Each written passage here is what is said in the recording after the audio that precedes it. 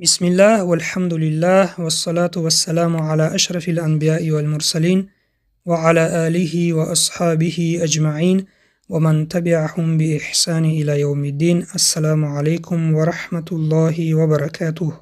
عزیزان، درس تجوید را از کتاب تجوید نوین دوام می‌دهیم و موضوع امروزه ما در بیان وقف. وقف یکی از مهمترین موضوع علم تجوید به شمار می رود. اهمیت آن در برآوردن معنای آیات‌های قرآنی می باشد.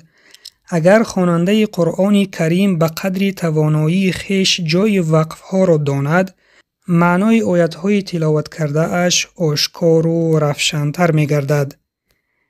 بله دوستان، و اگر شخصی که موقع وقف‌ها را نداند، ممکن است که هنگام نادرست وقف کردن یعنی ایستادن معنای آیت تغییر یابد.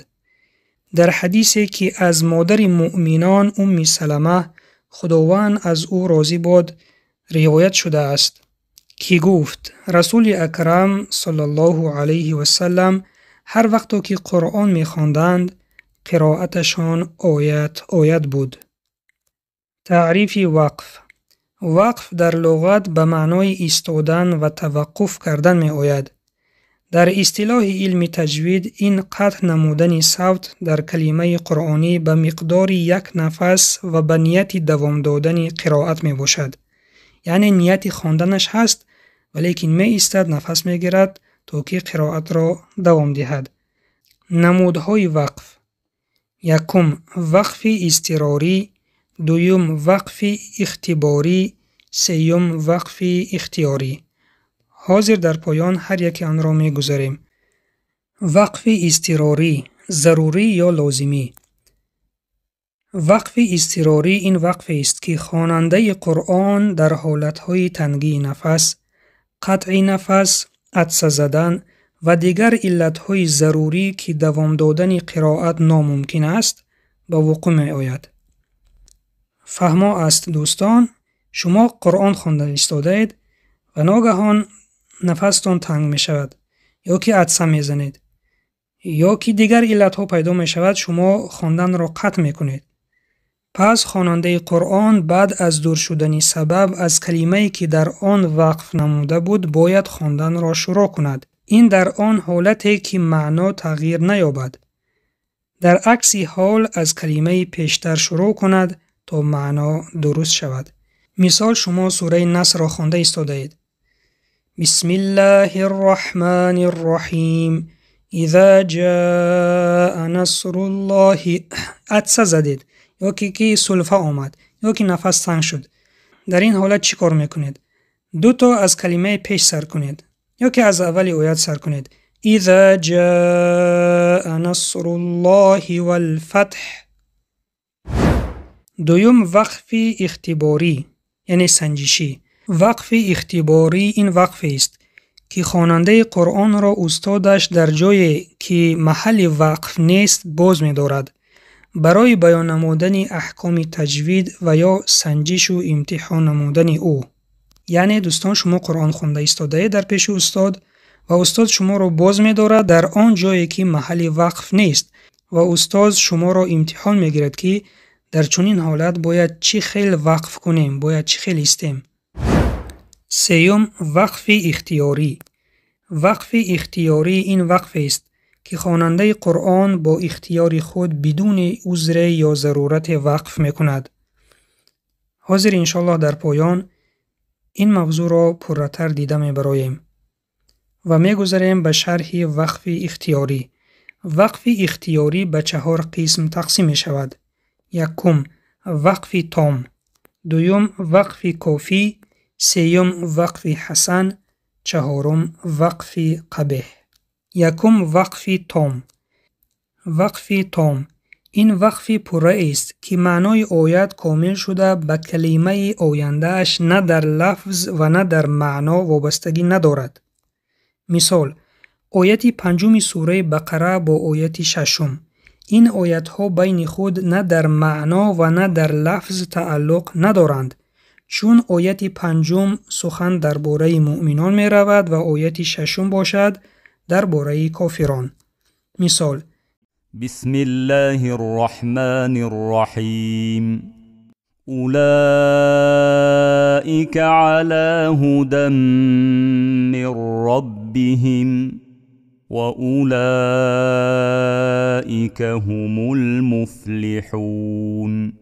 إن الذين كفروا سواء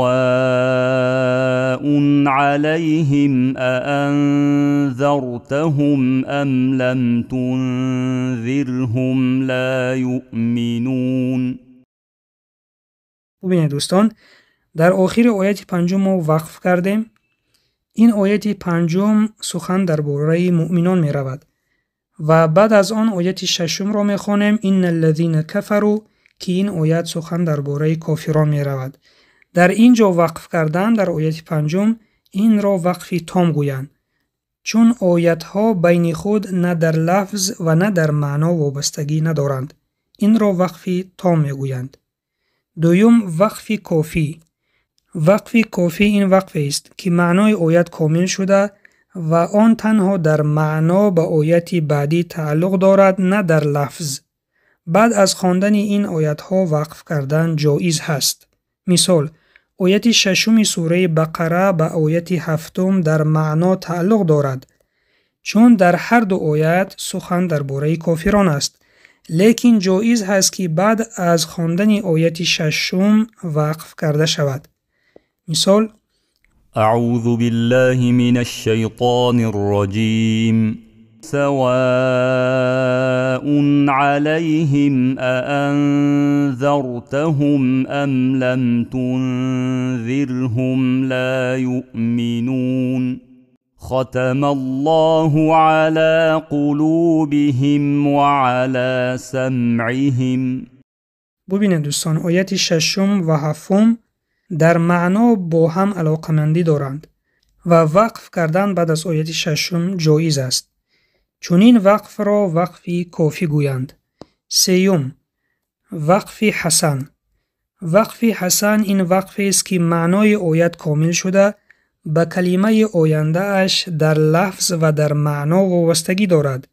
این نمود وقف در مابین و آخر آیت ها واقع می گردد که در قرآن کریم در مابین آیت ها با علامت زیرین، ببینید با علامت زیرین اشاره کرده می شود. مثال، اعوذ بالله من الشیطان الرجیم.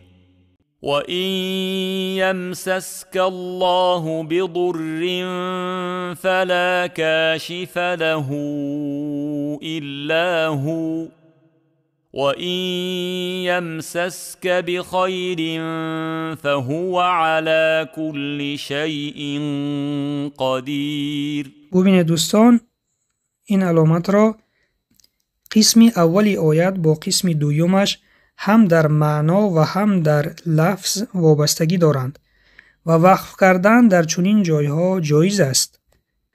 الا هو، در وقت وقف کردن حرکت حرف واو خوانده نمی شود و اینجا مد می شود الا هو، و در وقت پیوست خواندن الا هو و این یمسسک حرف واو حرکتش خوانده می شود. پس از کلمه هو علامت سیل آمده است که این وقفی حسن می باشد. در اینجا وقف نمودن ممکن است، لیکن پیوست کرده خواندن بهتر می باشد، چون جمله های بعدی در لفظ و در معنا وابستگی دارند. ببینید دوستان، این جمله ها در لفظ و در معنا با هم وابستگی دارند. پس بعد از کلمه الا هو وقف کردن جایز است، لیکن افضل این است که پیوست کرده خوانید اگر تنگی نفس نباشد، و اگر تنگی نفس باشد می ایستید الا هو گفته و دوام می دهید و ای یمسسک. و چهارم، وقفی قبیح. وقفی قبیح این وقف است که معنا با آن ناپوره شده به کلمه آینده اش وابستگی زیست دارد. مثلا در سوره فاتحه در کلمه الحمد وقف کرده و کلمه لله را جدا خواندن، یا بعد از کلمه ربی وقف کرده و کلمه عالمین را جدا خواندن. و این چنین در بین آیت ها اگر وقف کرده شود و معنای آیت ها تغییر یابد. مثلا بعد از کلمه ارسلناک اگر وقف کرده شود معنای آیت تغییر می یابد. مثال: بسم الله الرحمن الرحیم وما أرسلناك إلا مبشرا ونذيرا. و ما تو را نفرستاده ایم مگر بشارت کننده و بیم دهنده. و اگر بعد از کلمه ارسلناک ایستیم وقف کنیم معنا تغییر می یابد. مثال: اگر کسی بخواند و ما ارسلناک بایستد، این معنی آن را دارد که و ما تو را نفرستاده ایم. نعوذ بالله. گویا خداوند به پیامبر گفته باشد که و ما تو را نفرستاده ایم. نعوذ بالله. و این سبب دوستان ببینید در وقت وقف کردن در اینجا معنا تغییر می یابد. و این سبب وقف باید در اینجا کرده نشود و در آخر آیت باید وقف کرده شود.